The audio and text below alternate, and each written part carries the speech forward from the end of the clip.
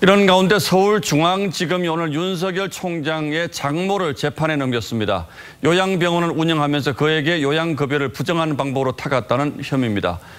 그런데 이 사건은 8년 전으로 거슬러 올라갑니다. 2012년 윤 총장의 장모는 파주의 한 요양병원의 이사장으로 이름을 올렸다가 3년 뒤 무허가 요양병원으로 요양급여 22억 원을 부정 수급한 혐의로 경찰 수사를 받았습니다. 하지만 당시 윤 총장의 장모는 경영에 참여하지 않았다는 이유로 처벌을 받지 않았고 경영에 관여한 다른 사람들이 2017년 유죄 선고를 확정받고 사건은 일단락됐습니다.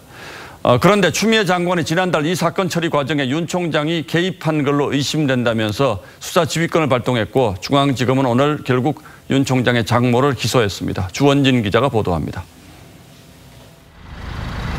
지난 2015년 경기 파주경찰서는 윤석열 총장 장모가 이사장이던 한 요양병원을 수사해 요양급여 22억 원 부정수급을 적발했습니다.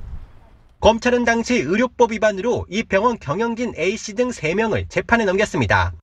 당시 경찰은 윤 총장 장모는 경영에 개입하지 않았다며 입건조차 하지 않았습니다. 하지만 지난 2월부터 여권에서는 당시 윤 총장이 사건 처리에 개입했다며 재수사를 촉구했고 파주에 있는 의료법인에 대해서 의료법 위반 문제에 대해서 함께 고발을 하는 것입니다. 오늘 서울중앙지검은 5년 전 수사 결과를 뒤집고 윤 총장 장모를 재판에 넘겼습니다. 추미애 장관이 수사지휘권을 발동한 지 한 달 만입니다. 중앙지검은 지난 2015년에 윤 총장 장모가 병원에 관해 책임지지 않겠다고 쓴 각서 등을 근거로 입건되지 않았는데 검찰 재조사 결과 이 각서가 범행이 벌어진 후에 작성된 것으로 판단해 결과가 바뀌었다고 설명했습니다. 다만 당시 사건 처리 과정에서 윤 총장이 개입한 부분은 찾지 못했다고 밝혔습니다. 윤 총장 장모 측은 일부 정치인들의 고발을 제외하면 과거 수사와 재판을 뒤집을 만한 새로운 증거가 전혀 없다고 반발했습니다.